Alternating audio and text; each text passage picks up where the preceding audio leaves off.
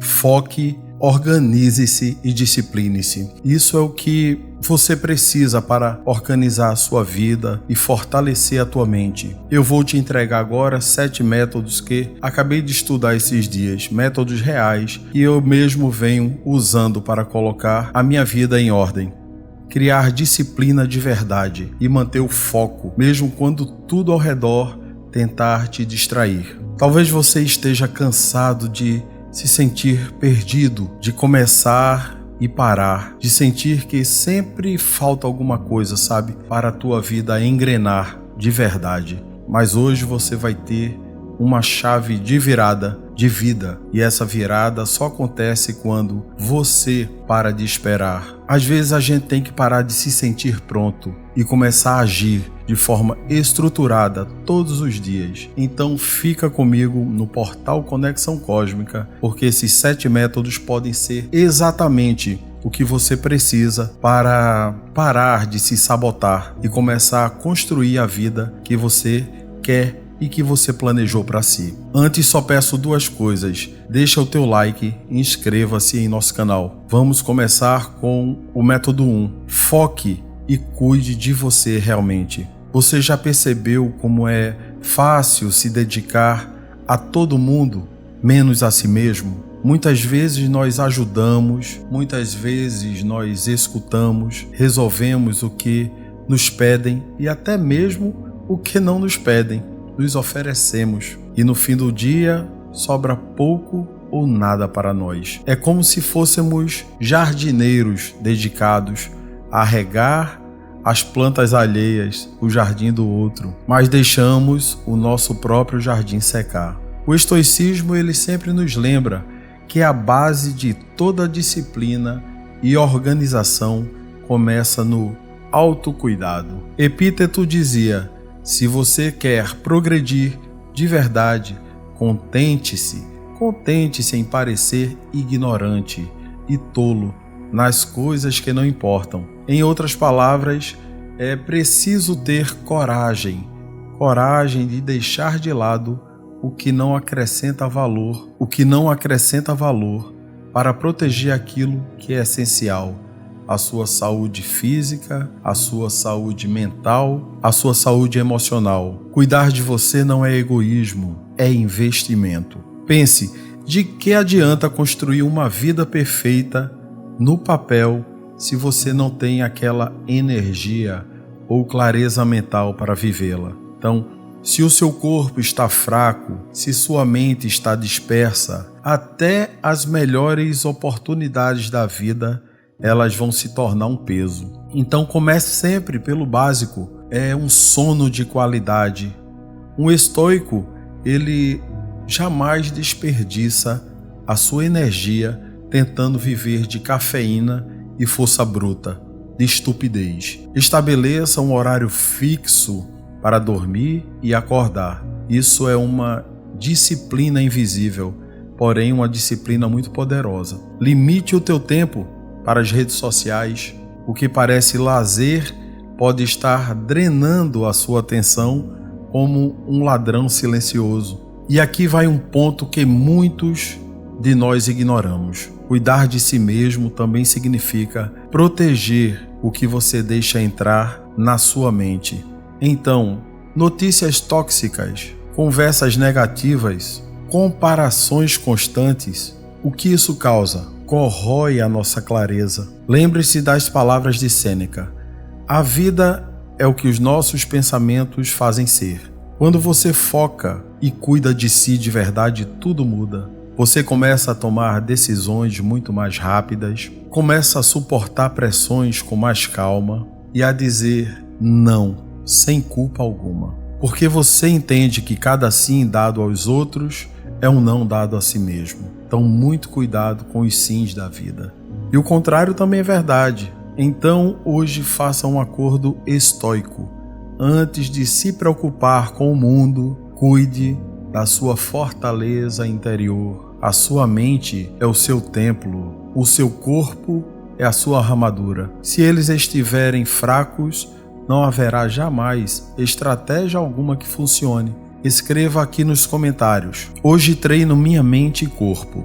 E esse registro é o início da sua mudança. Método 2. Disciplina física para a força mental. Se você quer uma mente inabalável, precisa começar pelo corpo. Essa é uma das verdades mais esquecidas hoje. Nós vivemos numa época em que as pessoas querem clareza mental, as pessoas querem foco e força emocional, mas passam o dia sentadas, sem fazer uma atividade, respirando mal, alimentando-se de forma irregular e tratando o próprio corpo como se fosse descartável. É como pedir para um corredor vencer uma corrida usando tênis furados. Então, os estoicos, eles sabiam que a mente e o corpo são inseparáveis. O imperador Marco Aurélio, mesmo sendo um homem mais poderoso de Roma em sua época,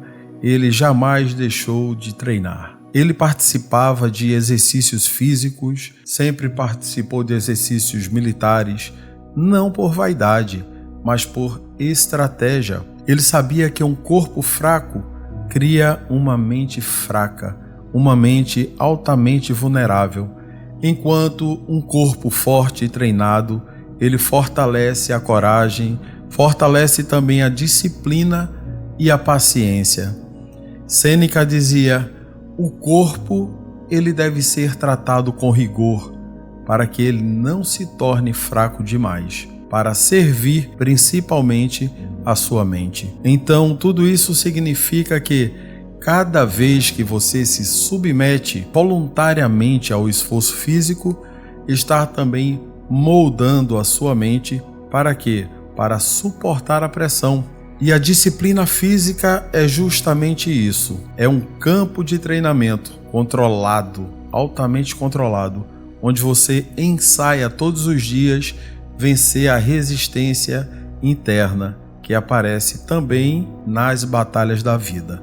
Então, quando você se exercita, não está apenas fortalecendo músculos, está ensinando o seu cérebro que desconforto não é motivo para parar. Aquela corrida que parece interminável, aquela prancha que queima o seu abdômen, que queima as suas costas, aquele último minuto de flexões, quando os braços começam a tremer, tudo isso é um treino mental. É como se você dissesse para si mesmo: eu sei que dói, mas eu continuo essa habilidade. Mas eu continuo. E essa habilidade se transfere para qualquer outra área da vida. Um projeto que parece normalmente impossível, uma conversa difícil que você precisa ter, ou aquele dia em que a motivação simplesmente não aparece, de jeito nenhum. Comece esse dia firme, porque o maior erro das pessoas é começar com excessos e desistir muito rápido. É começar uma maratona correndo muito e cansando antes do final. Não é sobre fazer muito em pouco tempo, é sobre fazer pouco por muito tempo. Então, algumas formas práticas de aplicar a disciplina física: movimento diário, caminhe, alongue e suba escadas. O corpo ele foi feito para se mover. Treinos curtos de alta intensidade, de 10 a 20 minutos, bem feitos, valem muito mais do que horas de academia e horas de esforço disperso. Então, exercício de resistência, flexões, agachamento, barra fixa e prancha. Esses movimentos eles nos ensinam a mente, na verdade, a tolerar o desconforto e manter a postura. Respiração consciente. O estoicismo valoriza demais o controle das emoções, e respirar corretamente é um dos meios mais rápidos de recuperar o foco. Epíteto defendia a prática do desconforto voluntário.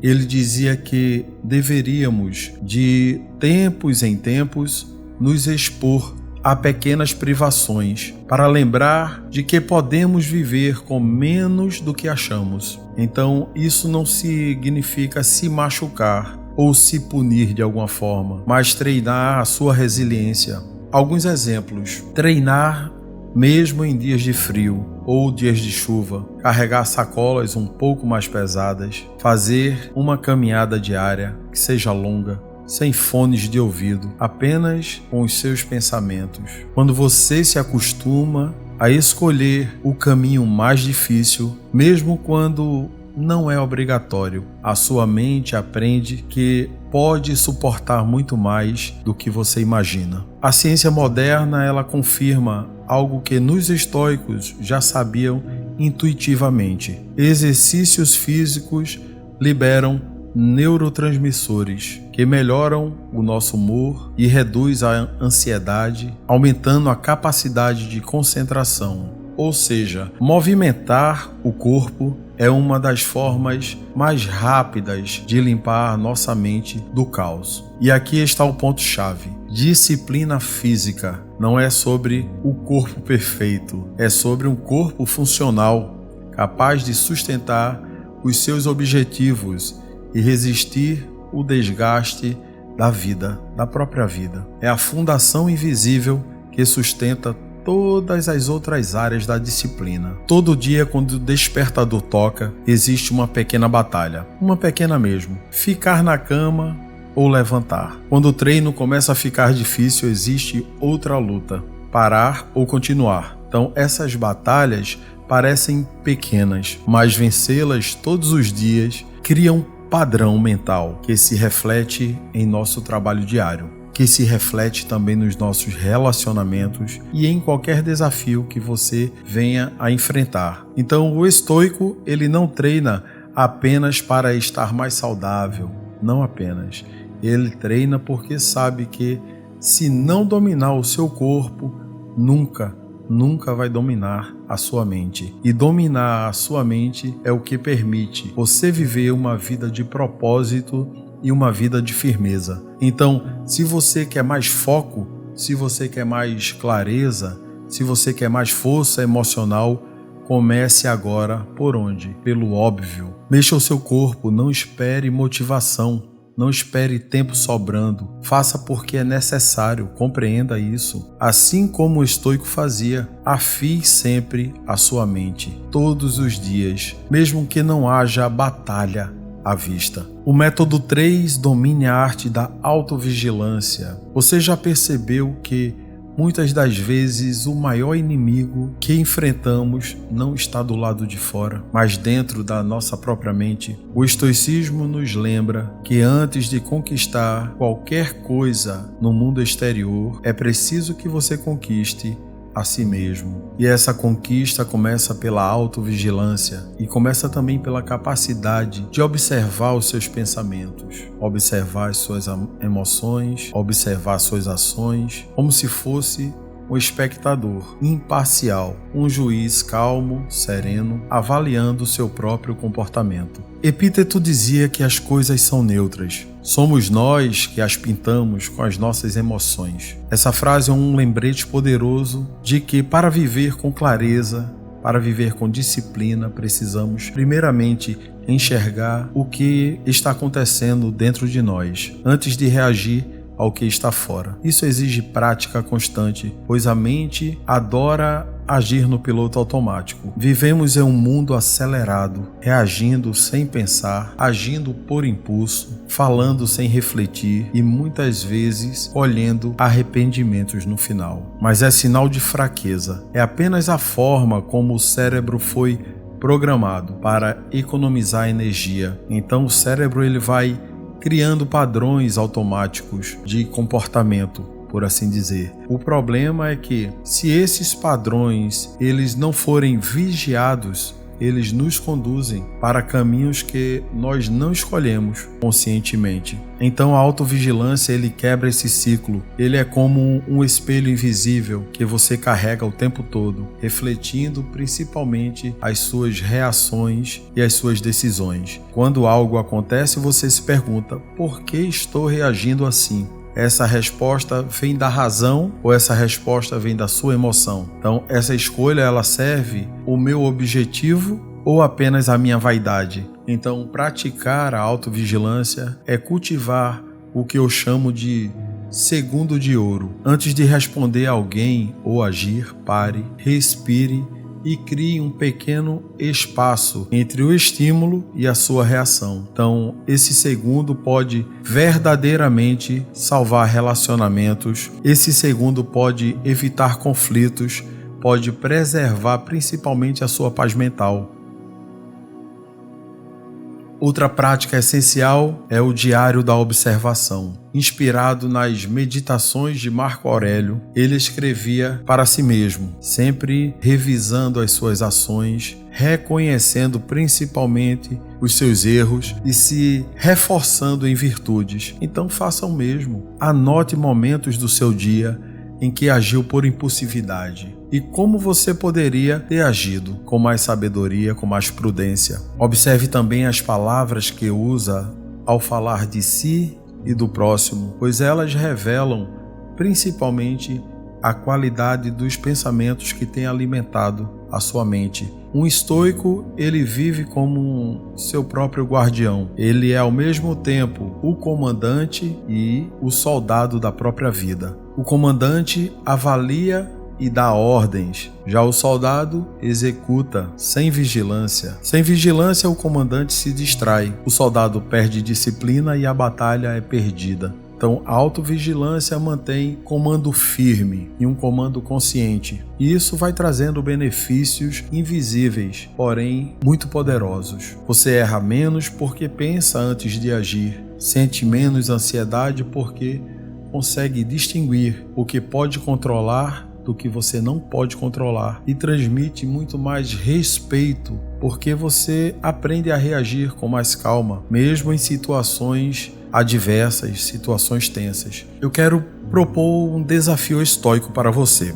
Durante a semana, antes de falar algo importante, pergunte a si mesmo: isso é necessário? Isso é verdadeiro? Isso é útil? E antes de tomar qualquer decisão, questione: eu estou reagindo com a minha emoção ou escolhendo com a razão? Você vai se surpreender com a quantidade de momentos em que age no automático. Marco Aurélio escreveu: o que impede a ação, avança a ação. O que se interpõe no caminho, torna-se o caminho. Então, a autovigilância, ela funciona assim. Cada obstáculo interior que você identifica, seja a raiva, a preguiça, seja o seu orgulho, deixa de ser uma barreira e se transforma em um degrau para a sua própria evolução. Então, dominar essa arte é tornar-se o seu próprio mestre, caminhando pelo mundo com muito mais segurança de quem sabe o que, independentemente e do caos externo. Há um sentinela protegendo a sua mente e guiando verdadeiramente as suas ações. O método 4, a prática da persistência. Todo mundo ama começar várias coisas. A empolgação do primeiro dia, a empolgação da academia, o entusiasmo de iniciar um novo projeto, um novo curso, a motivação de mudança de hábitos, mas poucos continuam. Por isso existem tantas metas abandonadas, tantas promessas quebradas e tantos sonhos deixados para trás. O problema não é começar, o problema é permanecer na sua consistência.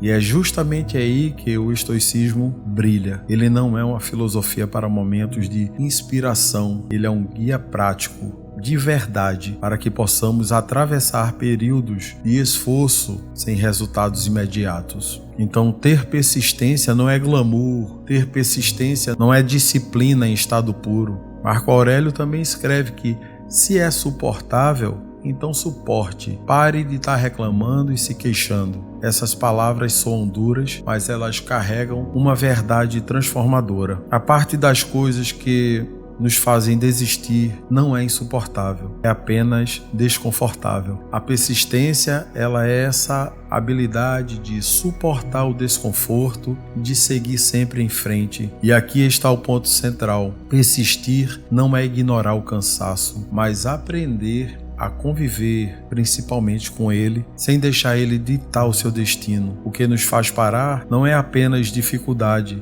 mas a expectativa, muitas vezes equivocada, de que tudo deve ser rápido, tudo deve ser de modo fácil. Então nós vivemos numa cultura de imediatismo, sabe? Uma cultura que resultados instantâneos eles são vendidos como norma, mas a verdade é que nada de valor profundo nasce de um esforço de curto prazo. Nada. Como dizia meu pai, o que vem fácil vai fácil. Sêneca dizia também que, se quer que tudo corra conforme a sua vontade, estará se enganando. É preciso querer que tudo corra como corre. A vida é como é. Isso não significa aceitar a mediocridade, mas significa aceitar o progresso. E aceitar o progresso leva tempo. E o que exige tempo, exige também paciência. Então, para desenvolver a persistência, primeiro, é preciso redefinir o que significa sucesso para você. Não é chegar rápido, mas continuar avançando, mesmo que o avanço seja lento.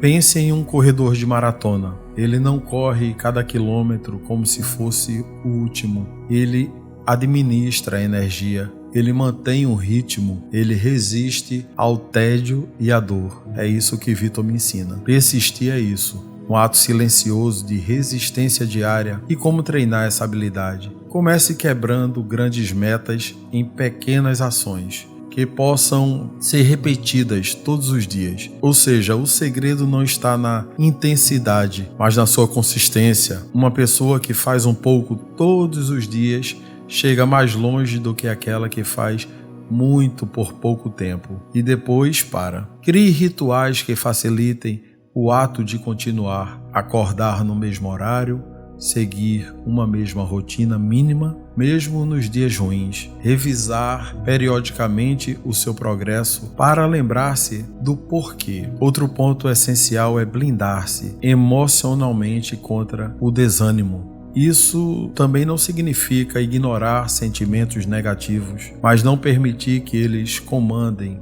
as suas decisões. Nos dias de dificuldade, ao invés de você perguntar por que continuar, pergunte o que eu preciso fazer agora. Essa mudança de foco tira a atenção da emoção e coloca a atenção na ação. Então, Epíteto também nos lembra que não controlamos o que sentimos de imediato, mas controlamos o que fazemos com esses sentimentos. E aqui entra um hábito estoico muito poderoso: visualizar a longo prazo. Imagine como estará daqui a um ano se continuar firme também, como estará se desistir hoje mesmo dos seus planos. Essa comparação, ela nos cria uma clareza e renova o nosso compromisso. Então é uma técnica mental que impede decisões precipitadas. Persistência, persistência e persistência também significa aceitar que o progresso não é linear. Haverá dias em que você se sentirá no topo e outros dias que você parecerá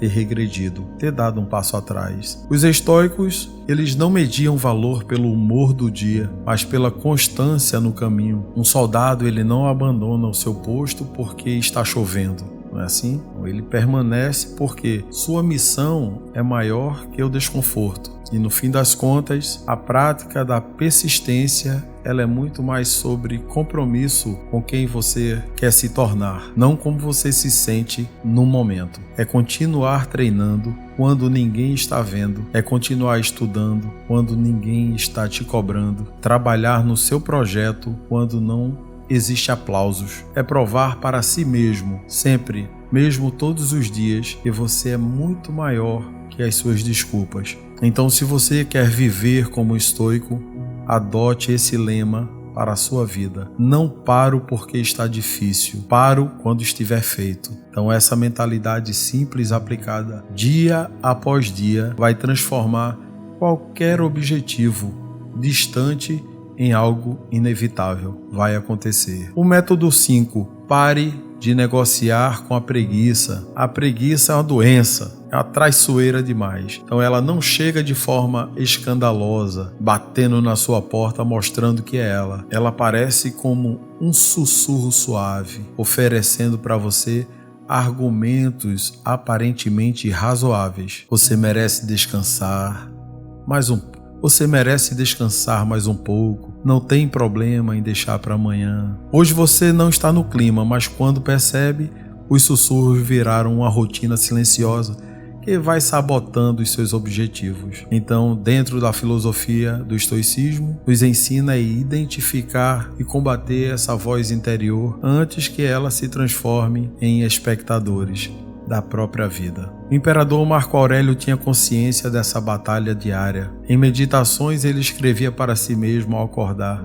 quando se levantar de manhã, diga a si mesmo: vou encontrar pessoas intrometidas, vou encontrar pessoas ingratas, vou encontrar pessoas arrogantes, mas não posso me deixar abalar por isso, pois não nasci para me deitar, mas para agir. Então ele sabia que, se não se colocasse em movimento, o mundo não esperaria por ele. Então essa mentalidade, ela é a grande chave para nós vencermos a preguiça. Não dar espaço, não ter negociação com a preguiça. A preguiça, ela adora diálogos, mas a verdade é que quando você começa a negociar com ela, já está perdendo. É como um vendedor habilidoso. Quanto mais tempo ele tem para falar, muito mais chance ele vai ter de convencê-lo. Assim é a preguiça. Por isso, a melhor maneira de lidar com a preguiça é cortar o debate e entrar de verdade em ação. E Epíteto dizia para nós: se é hora de agir, haja. Não espere que todos os sinais sejam favoráveis para você começar a agir. Muitas pessoas confundem preguiça com falta de energia, mas nem sempre é isso. Muitas vezes é apenas resistência mental ao desconforto. O corpo está capaz, mas a mente vai criando justificativas para evitar o esforço. Por isso, um método estoico é criar pequenos rituais de início. Se você precisa treinar, vista a roupa do exercício antes de pensar no treino. Coloque sua roupa. Se você precisa estudar, pelo menos abra o livro ou abra o seu computador e coloque o material em sua frente, porque a ação mínima inicial ela quebra o gelo mental. Outro ponto é entender que a preguiça ela se fortalece com a nossa falta de propósito. Quando você não sabe por algo, qualquer esforço parece pesado demais. Sêneca dizia: nenhum vento é favorável para quem não sabe onde vai. Ter clareza de verdade sobre o motivo por trás da sua ação, seja melhorar a sua saúde, sustentar a sua família ou desenvolver outras habilidades, transforma tarefas comuns em grandes missões na sua vida. E missões têm o poder de mobilizar a ação. Também é importante você criar um ambiente que jogue a seu favor. A preguiça ela vai se alimentando de distrações. Se o celular está sempre à mão, se a cama está sempre convidativa ao meio-dia, se há sempre algo mais fácil para fazer, a tendência é você ceder. Então comece organizando o seu espaço de forma que o caminho para a ação seja curto e o caminho para a distração seja longo. E talvez um conselho mais valioso: pare de esperar motivação para começar a agir. A motivação ela é instável, mas a disciplina é treinável. Acorde já decidido como estoico, que sabe que tem um dever a cumprir. O estoicismo nos lembra que agir é um privilégio. Estar vivo hoje significa que ainda temos oportunidade de fazer algo pelo nosso futuro e que possamos nos orgulhar. Então, quando você sentir a preguiça se aproximando, lembre-se disso. Cada vez que você cede, está treinando o seu cérebro também a desistir mais rápido. Cada vez que você resiste, você está fortalecendo o músculo da disciplina. Já a preguiça não, ela enfraquece de verdade quando você prova repetidamente que ela não tem poder sobre você. No final, vencer a preguiça não é sobre vencer uma grande batalha de uma vez, é sobre vencer pequenas batalhas todos os dias da sua vida. É sobre escolher levantar quando poderia ficar na cama.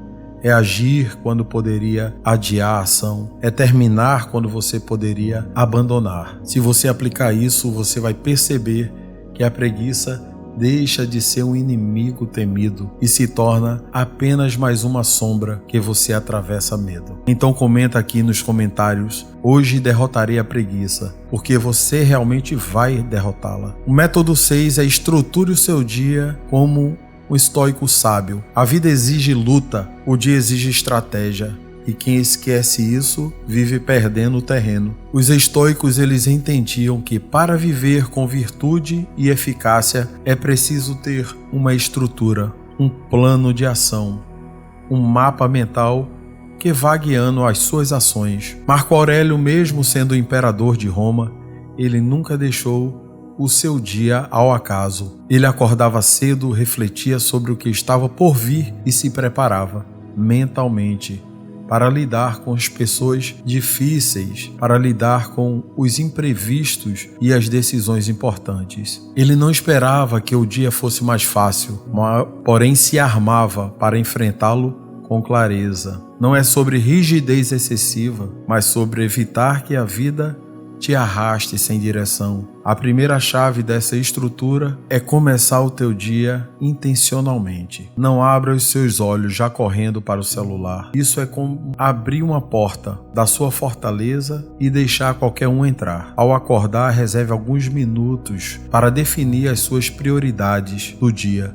Pergunte a si mesmo: o que é realmente essencial para mim hoje? E se eu realizar apenas 3 coisas, quais farão maior impacto na minha vida ou no meu trabalho? Então, ao definir o essencial, logo cedo, você se protege das armadilhas de passar o dia apagando incêndios. E muitas vezes, incêndios que nem eram seus. Outro ponto fundamental é você separar blocos de tempo para tarefas específicas. Fazer uma coisa de cada vez com presença total. Sêneca alertava que quem está em toda parte não está em lugar nenhum. Isso significa que se você tenta fazer tudo ao mesmo tempo, você não faz nada bem feito. Estruture períodos para trabalhos profundos, para períodos para responder mensagens, para cuidar do seu corpo, para o descanso também. Então proteja esses blocos como compromissos urgentes para a tua vida.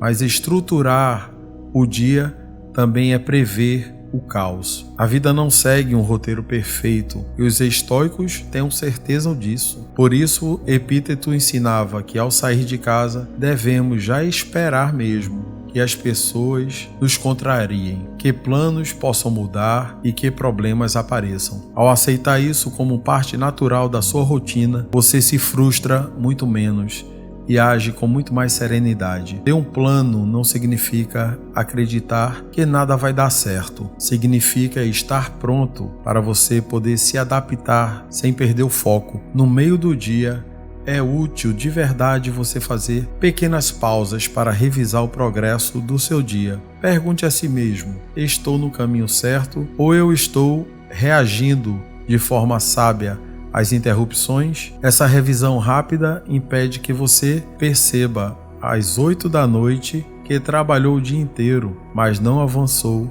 no que realmente importa. Os estoicos praticavam esse tipo de checagem mental constantemente, como forma de manter a mente sempre no presente e nunca termine o dia sem um ritual de fechamento. Os romanos tinham o hábito de avaliar as suas ações ao final do dia, como um soldado que revisa a batalha. Sente-se por alguns minutos e reflita: o que fiz bem hoje? Onde eu posso melhorar amanhã? Mantive-me fiel aos meus princípios e propósitos? Esse hábito vai criando um ciclo de aprendizado, autoaprendizado contínuo, onde cada dia não é apenas vivido, mas compreendido, analisado e é utilizado como base para o próximo dia. Então, estruturar o seu dia como estoico sábio não é transformar a sua vida em uma agenda extremamente inflexível, mas sim criar um espaço onde suas ações são guiadas pela razão, não pelo caos. É como construir um rio com margens firmes. Dentro delas a água flui livremente, mas com direção. Com o tempo, essa prática reduz o nosso estresse, aumenta a nossa produtividade e vai fortalecendo a sua sensação de controle sobre a própria vida. No final, o que você está fazendo é simples, mas poderoso. Está deixando de ser refém do dia para você se tornar comandante do seu próprio dia. O método 7 é a avaliação noturna, Aprender da forma mais dura que você não para refletir sobre o dia e acaba vivendo sempre no piloto automático, repetindo os mesmos erros sem nem perceber. Por anos e anos eu ia dormir carregando o peso das coisas mal resolvidas, carregando muitas vezes o peso das frustrações, das promessas quebradas. E a partir de agora tudo isso está mudando. E sabe o que acontecia? Eu acordava no dia seguinte com a mesma bagunça mental, como se estivesse preso num ciclo e isso fosse normal. Foi aí que eu descobri o poder desse simples hábito, a avaliação noturna. No começo eu confesso que eu achei besteira. Para que ficar revisando o meu dia? Eu pensava, mas quando comecei verdadeiramente a me sentar sozinho antes de dormir e fazer para mim mesmo perguntas sinceras, sabe? Eu percebi algo. A gente não cresce porque a gente não se escuta. E quando não se escuta, a vida passa e a gente não muda. Então hoje esse é um momento para mim quase sagrado à noite. É quando olho verdadeiramente para mim mesmo, sem máscaras, sem desculpas, sem nenhuma historinha que eu invento para justificar as minhas próprias falhas. É quando eu encaro a verdade, por mais que doa. E Sêneca li ontem, ele dizia que todas as noites passava seu dia em revista como juiz, e ele se perguntava: o que eu fiz de bom? Onde eu falhei? Como eu posso melhorar? E percebi que não é sobre se culpar, mas é sobre se conhecer e principalmente se reconhecer. Porque se você não percebe onde você errou, você vai errar de novo amanhã. E se não reconhece onde foi bem, vai achar que nada valeu a pena. E esse equilíbrio, ele é essencial. Reconhecer o que precisa mudar, mas também celebrar o que você já fez. Sempre, certo? Então, eu costumo me fazer hoje essas 4 perguntas simples. Eu vivi hoje de acordo com os meus valores e educação? Eu perdi o controle em algum momento do meu dia? Fiz algo que me aproximou dos meus objetivos? O que posso fazer amanhã para ser melhor do que fui hoje? Então essas perguntas têm me trazido muita clareza e muitas das vezes eu descubro que mesmo em um péssimo dia houve pequenas vitórias que eu não teria notado se eu não tivesse parado para pensar. No começo é bem desconfortável, porque você se pega querendo fugir desse momento, de sentar e se concentrar no teu dia, porque sabe que você vai encontrar muitas vezes verdades incômodas, mas aí está o ponto crucial, é justamente essa honestidade consigo que vai te libertar. Quando você se olha com sinceridade, não como inimigo, mas como alguém que quer se ajudar verdadeiramente, você começa a criar pequenas mudanças que a longo prazo transformarão tudo em sua vida. Então hoje a avaliação noturna tem me trazido muita paz. Durmo melhor porque não levo o caos do dia para a cama e nem para o próximo dia, e acordo muito mais focado porque eu sei exatamente onde eu preciso, onde eu quero me corrigir. É como afiar a mente toda noite para entrar num campo de batalha no dia seguinte,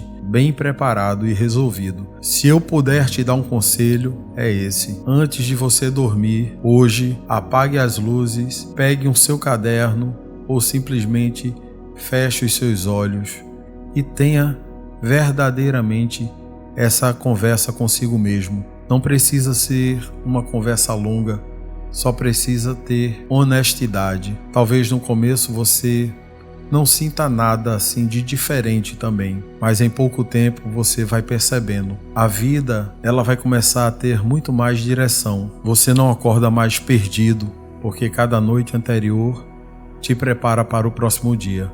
E lembre-se, a vida não exige que você seja perfeito. A vida exige que você esteja disposto a melhorar a cada dia. E essa disposição nasce nos momentos em que você olha para si e decide fazer diferente. A avaliação noturna não é só um hábito, é um compromisso com a sua própria evolução. E se o que você ouviu até aqui tocou a sua mente, despertou alguma reflexão ou acendeu aquela vontade de mudar, então eu gostaria de verdade que você me fizesse 3 coisas agora, sem adiar. Primeiro, se inscreve em nosso canal, portal Conexão Cósmica, para você continuar recebendo os nossos conteúdos que vão desafiar a sua forma de pensar e fortalecer a sua mente todos os dias. Segundo, deixa o teu like, porque isso não só me ajuda a saber que esse conteúdo fez sentido para você e que você gostou. Se não gostou, deixa um dislike também, mas também faz com que o conteúdo alcance muito mais pessoas que possam ouvir essa mensagem. E terceiro, se puder, deixe um comentário aqui embaixo. Assim eu vou saber que você esteve comigo até o último minuto desse vídeo e está comprometido com a sua própria vida, com a sua própria evolução.